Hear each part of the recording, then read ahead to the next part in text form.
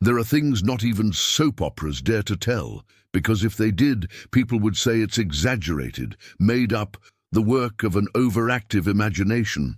But what I'm about to tell you, my child, really happened, right there, in a cold hospital hallway, smelling of ether, heavy silence, and a little girl in a pink hoodie holding a bag full of dolls. It was a cold Friday, the kind where even the coffee complains about leaving the pot. Augusta dos Rios Hospital was busier than usual, and not because of a shortage of staff. That day, the pediatric ward was about to receive a special visitor, an 8-year-old girl who insisted on donating the dolls she sewed by hand, dolls made of fabric, buttons, and love. "She says dolls heal what medicine can't," said Nurse Lucienne, nearly in tears. Meanwhile, up high in the city, a helicopter landed on the hospital's helipad. Out stepped Julio Valladares, the billionaire who ruled over the country's pharmaceutical sector. Most didn't even know what he looked like. They just feared the last name. A man who barely spoke, smiled even less, and guarded his secrets like they were buried treasure. He had no idea, but that day was going to be different, not because of a board meeting or a new drug approval or an economic crisis. It was because, in that cold hallway, Julio would come face to face with the one thing no amount of money could buy, the truth the soul hides even from memory. That's when the girl arrived. Curly hair, cheeks pink from the wind, and a small scar on her chin. She walked with firm steps toward the desk. Behind her, a social worker was filming on her phone, part of a child humanization campaign, they said. But the girl didn't care about the camera. She only wanted to hand over her dolls. "This one's Sofia, this one's Valentina, and this one's Maria Aparecida, like my mom." The nurse smiled tenderly, took the dolls, and thanked her. But someone standing in the corner of the room seemed to lose the ground beneath his feet. It was Julio Valladares, the billionaire. He stared at the girl as if seeing a ghost. His hands trembled, his eyes welled up, but he didn't blink. And then he fainted, collapsed like an old oak struck by lightning. The silence that followed wasn't just shock. It was something deeper, a mystery, a soul shaken by a past that decides to show up, wearing a pink hoodie and holding dolls. "Dr. Julio," the security guards shouted, but he didn't respond. On his lips, only one word escaped like a sigh. "Aparecida." If you enjoy a good story, go ahead and like this video and subscribe. Otherwise you might miss what happens next. Because what this girl is about to reveal isn't in any medical journal or stock report. They say rich men don't faint. They suffer from sudden episodes. But in that hospital, billionaire Julio Valladares didn't have a sudden anything. What he had was his past exploding inside his chest.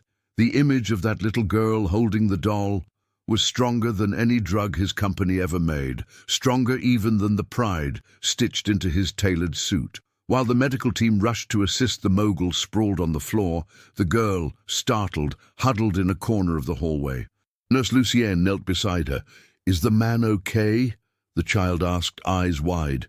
Lucienne could only manage an awkward smile, because how do you explain to a child that the most powerful man in the country dropped to the floor just from hearing the name of her doll? The hospital's security guard, a guy built like a gym locker, tried to disperse the curious onlookers. The social worker stopped recording and deleted the footage. What was unfolding wasn't just some publicity stunt anymore. It was something deeper, more tangled, almost like a telenovela secret. Julio was taken to the restroom while they tried to figure out what the hell had just happened. He woke up minutes later, breathing hard, cold sweat dripping down, as if he'd dreamed of a fire that still burned inside him. The doctor approached.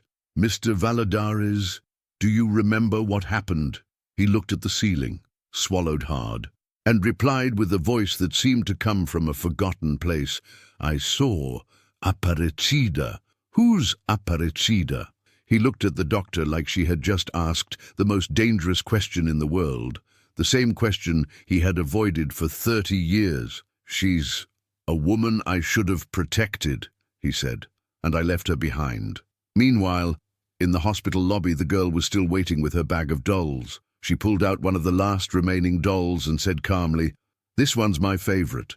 She has a scar on her chin, just like my mom." Nurse Lucienne shivered. "Your mom has that same scar?" "Yeah, since she fell off a bike when she was 9. Grandma said it never healed properly, but she's pretty anyway." The sentence hung in the air, because there, in that massive hospital, full of cutting-edge equipment, the only thing that mattered was a childhood scar. The same scar Julio Valladares remembered. And right then, the nurse asked, not even knowing why, "What's your mum's name, sweetheart?" The girl beamed with pride. "Maria Aparecida dos Santos." The blood drained from the nurse's face. She slowly turned toward the end of the hallway, as if sensing that this story was much bigger than just a doll donation. She called a security guard and told him to summon Dr. Valladares immediately. The guard hesitated. "He's still resting." "Then wake him. Because some people spend a lifetime asleep, and now they need to open their eyes. And so, my dear, the most powerful man in the country rose from a hospital bed, not realizing that what he was about to face wasn't just the mother of a child. It was his own past, banging on the door with force. And if you think that's already intense, wait until you find out what he did to that girl's mother 30 years ago. Some people don't die, but they are left behind. And sometimes being left behind is worse than dying, because when someone forgets you while you're still alive, you start to exist only in pain. And that's exactly what Julio Valladares saw written on the face of that child, the pain of a story he tried to erase, but that now came back stitched into a handmade doll. When the security guard entered the restroom and said the name Maria Aparecida dos Santos, Julio jumped to his feet. He no longer looked like the arrogant mogul of the pharmaceutical empire. He looked like a lost boy, trembling inside. "Are you sure that's the name you heard?" he asked, voice trembling. "The girl outside said that's her mother's name. She has a scar on her chin, and she's a seamstress." Julio went pale, pale like the ID badge of a new employee.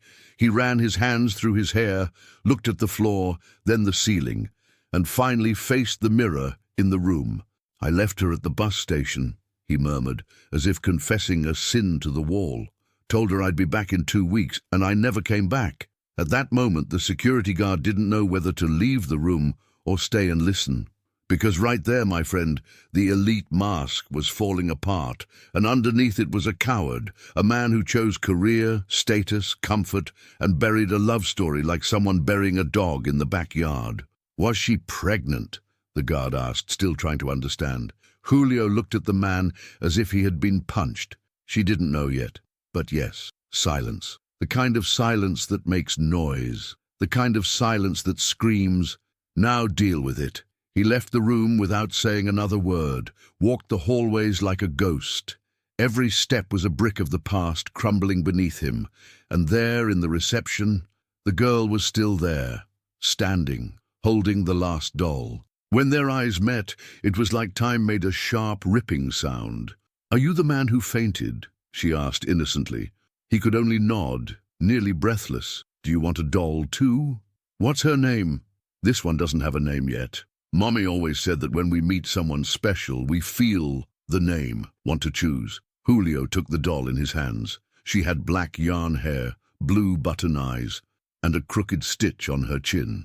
He slowly ran his fingers over the doll's scar, and his hand trembled. "Her name is Aparecida."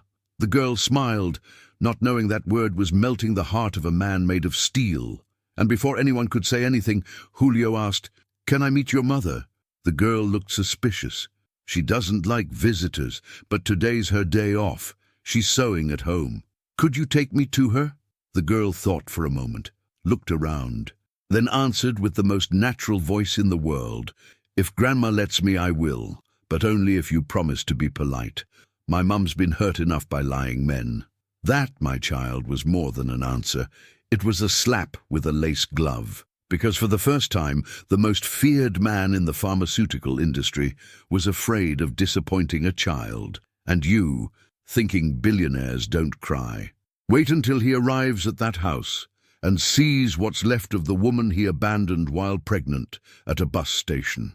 It was 1 in the afternoon when Julio Valladares left a hospital for the first time without giving orders, without armed bodyguards in front, and without a chauffeur waiting. He left like an ordinary man in a borrowed compact car from the social worker with a little girl in the back seat and a storm in his heart. "Turn here, mister. It's this dirt road," said the girl casually, as if taking the richest man in the country to have coffee on her rooftop. Julio didn't blink. With each turn, he sank deeper into memories. He remembered Aparecida sitting at the edge of the bed, laughing at silly things, remembered the smell of laundry washed with coconut soap, her red lips, her simple faith. Above all, he remembered the words she said before he left. "Promise you'll come back, Julio. Promise," he promised, and never came back. The car stopped at a small village with peeling walls and the smell of beans in the air. The girl jumped out of the back seat, opened a rusty gate with a squeak, and pointed, "Back there, house 17. Julio got out slowly, as if his shoes were heavier than his body could bear. He passed by clotheslines with children's clothes, a rusty bicycle, 3 stray cats, and an old radio playing a country heartbreak song. At the door of house 17, a woman was sewing on a machine. She wore a floral apron, glasses, and hummed quietly. The sound of the needle piercing the fabric gave rhythm to the scene, as if life insisted on continuing, despite everything. "Mom!" the girl shouted. The woman looked up, smiled, but the smile vanished the moment she saw the man behind her daughter. She turned pale, as if time had tied a knot around her throat. She slowly stood up, took off her glasses, and said in a hoarse whisper full of pain, "It can't be." Julio couldn't speak. He swallowed hard, but the words were stuck deep in his throat. The pain he felt wasn't physical, it was moral, it was existential. The girl looked from one to the other, confused. "Do you know each other?" Aparecida took 2 steps, stopped. Her heart seemed to beat in slow motion. "Julio Valladares," she said in a tone that mixed surprise, hurt, and a certain pride for having survived. "You had the guts to show up?" He tried to explain, but she raised her hand. "Don't bother. It's been too long. Now we only listen to what needs to be heard." The girl tugged on her mother's arm, worried. "Are you okay, Mom?" Aparecida took a deep breath, ran her hand over her daughter's hair, and said sweetly, "I'm fine, honey. This man is just an old name I never expected to hear again." But Julio couldn't hold back. "I came to ask for forgiveness, Aparecida." She lowered her eyes. Her hands trembled, but there were no tears. "Forgiveness? After 30 years? After leaving me pregnant at a bus stop, with a promise on your lips and a one-way ticket in my purse?" The girl's eyes widened. "Pregnant?" Aparecida hesitated. She hadn't wanted it to come out like that, but now it was done. "Yes, my love. You're the daughter of a man who never came back." The silence was so deep you could hear the sewing machine needle swinging alone. Julio fell to his knees, literally. Right there on the concrete porch, in an Italian suit and a patched-up sole, the billionaire knelt before the woman he had abandoned, and the daughter he never knew he had, and the question that hung in the air was asked by the girl herself. "So, you're my dad, and right then, my child." The world spun with weight. There are things that, once said, change the course of the world. And at that very moment, right there in the tiny yard of House 17, a girl discovered that the man kneeling before her, the one who looked like he had stepped out of a TV show, was, in fact, her father. But who said truth comes with confetti? Aparecida pulled her daughter close, hugged her like shielding her from fire, and looked at Julio with steady eyes. "You're going to leave again. Disappear again. Don't come here now trying to play some soap opera father." Julio didn't reply. He just lowered his head. Shame weighed more than his name on the stock exchange. The girl, confused, was fidgeting with her hoodie, trying to understand. "Mom, is this real?" "It is. But you don't need any father. You grew up beautiful, strong, with more than enough love." "But why did he leave?" Aparecida sighed. the kind of sigh that tears at you from the inside. Because some men only know how to love when they don't have to choose between love and their ego. And his was always bigger than us. Julio closed his eyes, holding back tears, because hearing that from your own daughter, without ever having been a father for a single day, hurts. But hearing it from the woman you left in life's gutter, that destroys you. Then he stood up, pulled out his wallet, took out a thick envelope of money, or maybe a check, no one knows, and handed it to the girl. I want to help, truly. I can.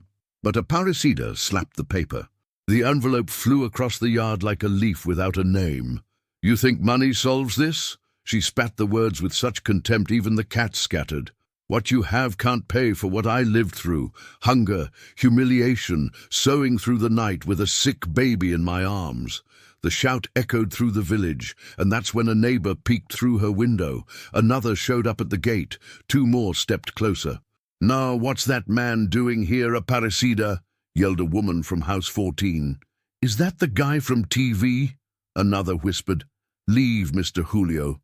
Around here we live with little, but we hold our heads high." The billionaire found himself surrounded, not by thieves, but by simple folks who protect their own with everything they've got. I made a mistake, I know, but I want to make things right. Make things right? Aparecida interrupted. You only fix what's broken. And some things weren't broken. They were ripped out, Julio. There's a hole here, she tapped her chest, that not even gods wanted to stitch up yet. The daughter watched in silence, eyes brimming, and she was the one who spoke, softly. I always dreamed of having a dad, but not like this. Silence returned. But now it was a different kind. The silence of a man crushed between his past and his guilt.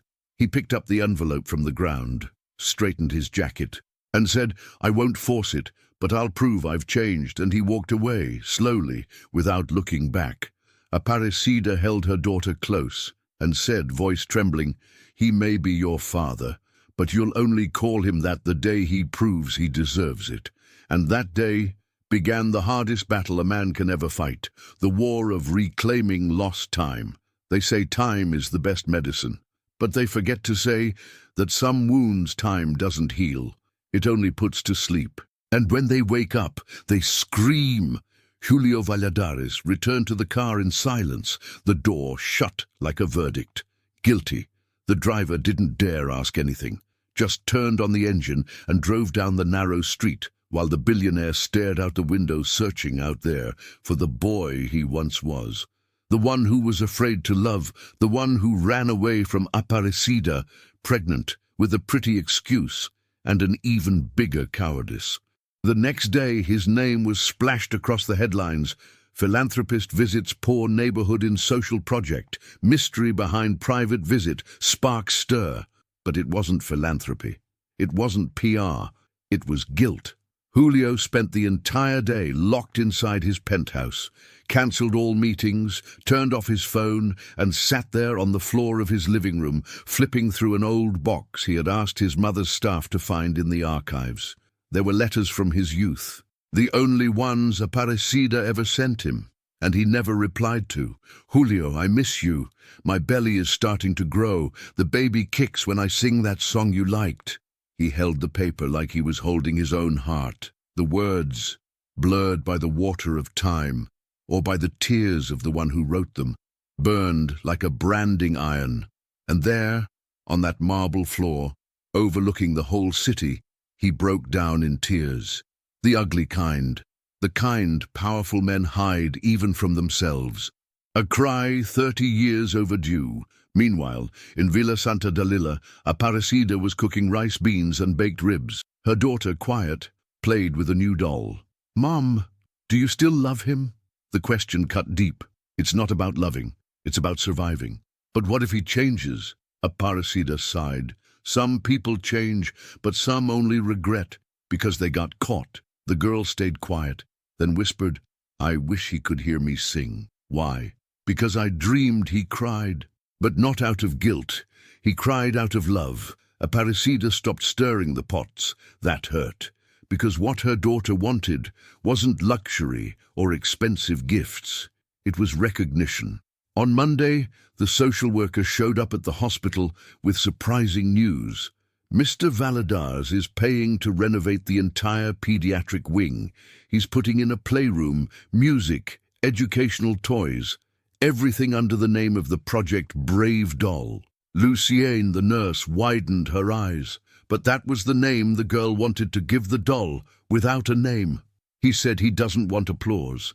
He just wants to start somewhere. But the whispers didn't stop there. That same day, the local newspaper announced the creation of a new foundation, the Aparecida Institute, Education and Dignity for Single Mothers. And the question everyone started asking was, is the billionaire trying to buy forgiveness with charity? Because when the world thinks it's too late, any gesture seems suspicious. But that night on the porch of House 17, Aparecida held a doll with her daughter's name embroidered on the dress. And for the first time in years, she looked up to the sky and said, "God, if it's real, show me in her heart." The next morning, the girl would wake up to a note on the window.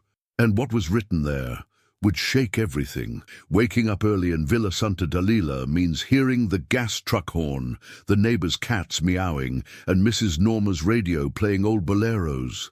But that morning, the sound that filled House 17 was none of those. It was the silence of an envelope resting against the window, tied with a blue ribbon, and a name handwritten on it, "For my daughter, if she'll allow me to be heard." Aparecida saw it before the girl did. She picked up the envelope gently, like someone touching something sacred, and opened it slowly. Inside, there was a folded piece of paper and a USB drive. On the paper, the lyrics to a song, written in Julio's own handwriting. "Sing to me what I never heard. Dance with me through the time I lost. If one day your forgiveness reaches my ground, teach me how to be a father, without knowing how not to be." Aparecida swallowed hard.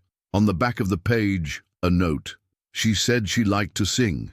If she still does, this is her stage. Today, 7 p.m. at the hospital. With an audience or without, I'll be there. The girl saw her mother holding the note and ran over. "It's from him, isn't it?" Aparecida hesitated, but she didn't lie. "It is. Can I go?" "Do you want to?" the girl thought, lowered her eyes, and answered with a sentence Aparecida never imagined hearing. "I want to know if my father listens with his heart." Aparecida wanted to say no. She wanted to protect her, shield her, hide her from disappointment, but something inside her softened, an old thread of faith, nearly extinguished. And that night, the makeshift hospital auditorium became a theater. Chairs were hastily covered, an old microphone cleaned with alcohol, a borrowed speaker from the parish. Julio arrived at 6:45 p.m. No security, no press, just a simple shirt and teary eyes. "Is she coming?" he asked Lucienne. The nurse, nervous, replied, "I think so." But she didn't promise. At exactly 7 p.m. the back door opened, and she walked in, pink hoodie, braided hair, doll in her arms. The microphone looked huge in her tiny hands. The audience was small, but every heart beat like a stadium. And the girl sang, not a rehearsed song, not something from YouTube. She sang the lyrics from the page. "Sing to me what I never heard. Dance with me through the time I lost." Each word was like a stitch between two worlds, between what was and what still could be. Julio couldn't hold it in. He cried, but not from guilt. He cried from the heart. And Aparecida, hidden in the last row, cried too, because right there, she saw the impossible being mended. When the girl finished, she looked at the man in the front row and said, "Thank you for listening," and stepped down from the stage. But before leaving the room, she looked back, and for the first time said, "Good night, Dad." It was a whisper, but it was enough. The whole world could collapse, but that man was standing tall on the inside. Some truths we confess in the dark, but others the whole world hears, even when we try to hide them. And to the misfortune, or punishment, of Julio Valadares, the story he wanted to keep in his heart, exploded on the 7 o'clock news. Billionaire meets long-lost daughter at hospital and faints upon recognizing woman from his past. It was a headline. It was video. It was the talk of elevators, supermarkets, and bakery lines. The news spread like gossip at a bus stop. And of course, it didn't take long for reporters to flood Villa Santa Dalila. They wanted to know who the woman was, who brought down the most powerful man in the country with a doll and a memory. They wanted to know if she'd sue, if she'd ask for child support, if she'd write a book, but Aparecida didn't want any of it. She closed the gate, pulled the curtain down and said, "There are no celebrities here, only scars. But the world doesn't understand silence. It screams, demands, pressures, and the one who felt it the most was the girl. At school, the whispers started. She's the billionaire's daughter. I bet she'll be on TV. She's definitely moving into a mansion now. She came home different, quieter, more tense." "What are they saying, honey?" Aparecida asked. "That I'm rich." "But you are rich." The girl's eyes widened. "I am. Yes, rich in love, rich in dignity, rich in character that no one can buy." But what Aparecida didn't know was that Julio himself was going through something similar.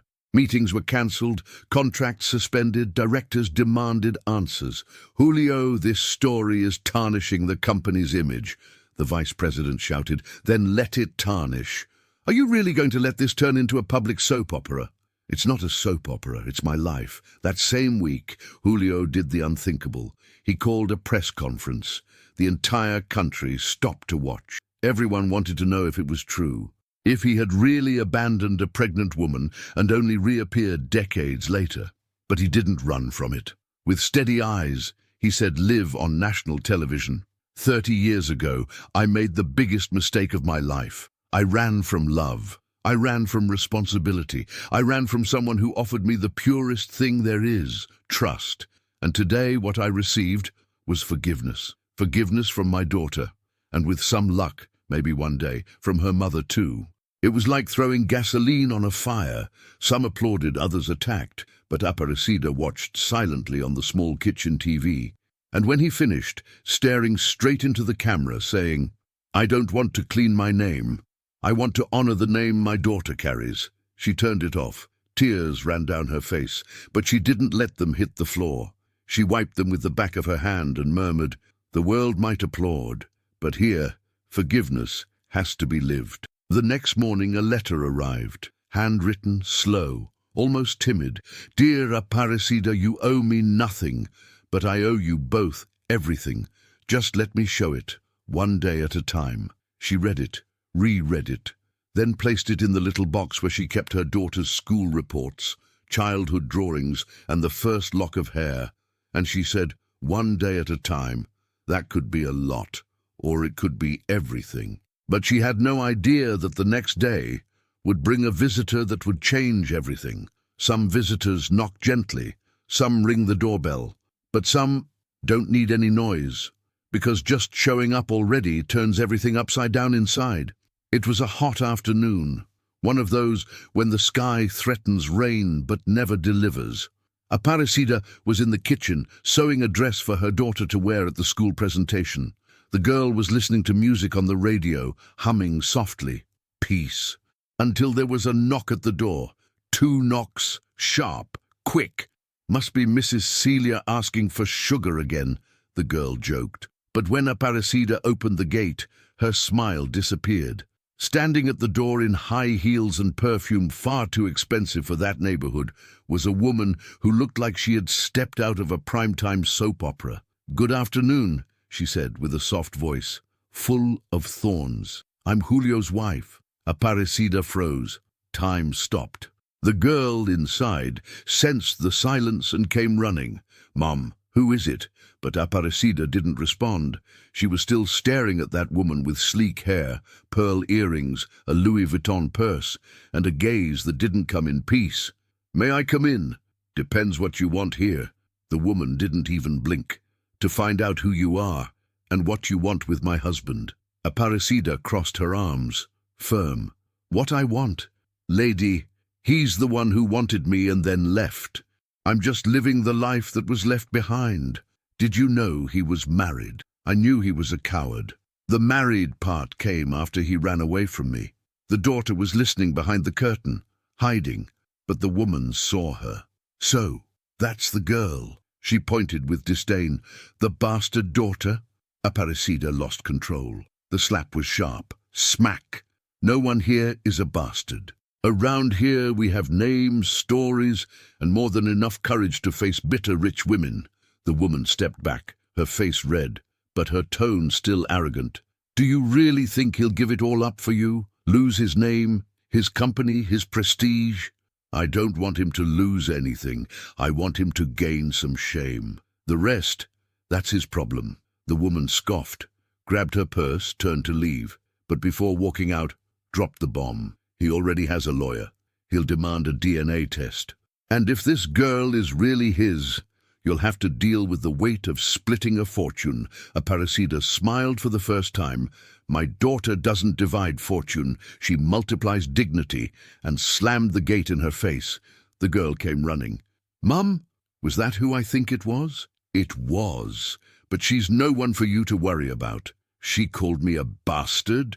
Aparecida knelt in front of her daughter, held her face in both hands, and looked into her eyes. You're a blessing, a miracle. The part of me I love most, and if anyone wants to label you, let them come face me. And there, in the middle of that suffocating afternoon, the two embraced like sealing a pact, not of blood, but of love. But what Aparecida didn't know was that across the city, Julio Valladares was fighting a war too, and his enemy was his own last name. A surname is a strange thing, isn't it? When you're born poor, your name is just something for school reports, clinic forms and bills. But when you're born rich, your name becomes a wall, a brand, a prison. And that's exactly what Julio Valladares was now realizing, after the press conference, after his daughter's song, after the slap to his soul that came in the form of forgiveness. The name Valladares had become a target. The media wanted to dig. Investors were nervous. Shareholders were demanding his head on a silver platter. Julio, they're saying you've lost your mind, warned the lawyer. Have you thought about the impact this will have on the stock? I thought about the impact I had on a child who grew up without a father. The business partner widened his eyes. Are you really willing to lose everything because of this? Everything what? Julio replied. Company, money, position. I already lost the most important thing. Now I'm trying to see if there's anything left to fix. Silence. The kind of silence the market does not tolerate. Outside, his wife, yes, the same woman who knocked on Aparecida's door, was already working with her lawyers on a contentious divorce. He's lost it. I'm protecting my assets, she said. And the Valladares name? Asked the PR rep. He can keep the letters, I'll keep the prestige, but what no one expected was what Julio did next. The very next day, he walked into the main office of the pharmaceutical giant and called a meeting with all shareholders. He wore a simple shirt, no tie, no arrogance, just the truth written all over his face. I know many of you see me as a liability. I know my image has caused controversy, but today, for the first time in decades, I sleep peacefully. Because I've discovered that a name without honor is just noise. The board exchanged looks. I founded this company, but if necessary, I'll step down, as long as no one tries to silence my daughter's name, as long as she never has to hide like she was my mistake. That's when the elderly CFO, the most skeptical, rigid, cold of them all, stood up. I've known you for 30 years, Julio, and I've never seen you speak from the heart. Today you did. And that's worth more than profit. So you support his decision? Another asked. I do, because companies can be rebuilt, but a daughter, you only get one chance. And just like that, in the middle of corporate chaos, the name Valladares began to change meaning. It was no longer the symbol of a pharmaceutical empire. It was a symbol of effort, of rebuilding, of a man looking in the mirror and seeing the truth, even if late. But across the city, Aparecida was still afraid it was all temporary, that the remorse would turn into marketing, that her and her daughter's story would become just another magazine scandal. And that night, after putting her daughter to bed, Aparecida stepped outside and looked at the sky. God, if he's lying, Warn me. But if he's sincere, soften my heart, because there's pain here that's turned to stone. She didn't know it yet, but as she prayed for a sign, someone was walking toward that house, someone carrying an envelope and a proposal that could change everything. When we think of contracts, we think of fancy paper, hidden clauses, and someone in a suit trying to take advantage. But this contract was different. So different it didn't begin with I, the undersigned, but with, forgive me. The night was warm. The moon looked down like a front-row witness, as if it already knew what was about to happen. Aparecida was doing the dishes in silence, her daughter sketching dolls in an old notebook. Suddenly, a knock. Two. Firm. "It's him," said the girl without even looking. Aparecida felt her heart tighten like something had been pulled inside. She opened the door. Julio Valladares, sleeves rolled up, no watch, no luxury, just an envelope in his hands and hope on his face. "Can I come in?" Aparecida looked at him, sighed, and left the door open without saying yes or no. He stepped in. The house smelled of food, drying laundry, and childhood. He breathed deeply, as if inhaling what he had once lost. "I came to do it right this time." "Do what, Julio?" He held out the envelope. "This is a document, but it's not to buy you. It's to hear you." She didn't take it. "What's in there?" "A contract where I give up any right to force anything on you. I'm just asking for a chance to be present, with schedules, limits, respect. You decide everything. I just want to start." Aparecida took the envelope, still wary. Read it slowly. It was different. No mention of support amounts, no pompous lawyers, no shady clauses, just one bolded sentence at the end. "I accept to be a father, at the time and pace you allow." Silence. The girl peeked from behind the curtain. "Is it true, Mom? He's not going to give orders?" Aparecida looked at the man who once left her at a bus station and now returned without demands, only shame and willingness. "It's true, honey. He's asking for permission to love us." "Then let him." Aparecida nearly collapsed. "You want that? I want to see how far he goes. Everyone deserves a beginning, but not everyone can handle the rest." The words came from a child, but sounded like wisdom from an angel. Julio cried, softly, shyly. But it was a cry that washed his soul. "I promise I won't mess up again." "Don't promise," said Aparecida. "Just live it. We'll see." He nodded. "Tomorrow's her school presentation. She invited me. May I go?" Aparecida hesitated, then replied, "You may, but go by bus, just like us."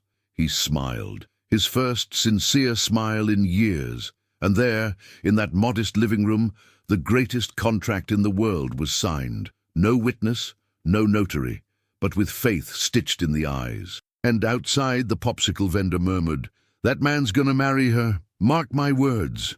But before marriage came the final test, the daughter's school presentation, and what she said on that stage would decide whether he'd be just a name on her ID or a real father.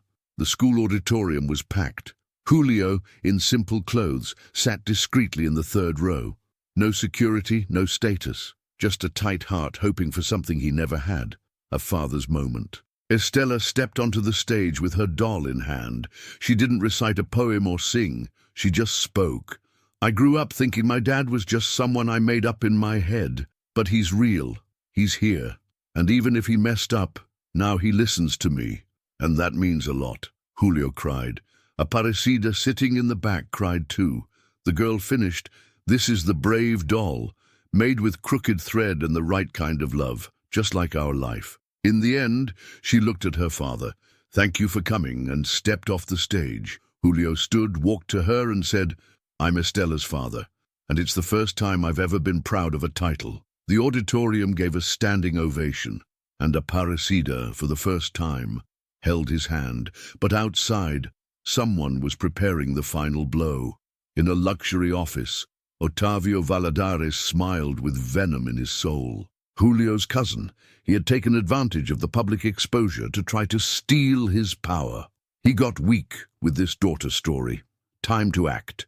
He summoned lawyers, gathered forged documents, and presented a fake DNA test claiming Estella was not Julio's daughter, all to discredit him and take the company's presidency. As a final blow, Otavio sent a subpoena to Aparecida. "If you testify against him, this all ends," threatened the lawyer. She refused, firmly. "I'm not fighting for power. I'm fighting for truth." That night, worried, she packed her daughter's backpack and said, "We're leaving for a few days. This noise won't swallow us." Elsewhere in the city, Julio received the news of the fake DNA test. Dazed, he called Aparecida. "I need you. Then fight. For us." And so each went their separate way, unaware that the name connecting them was about to be erased by a well-planned lie. But fate was already blowing the return of someone unexpected. And with her, the truth would finally come to light, and that someone was Lydia.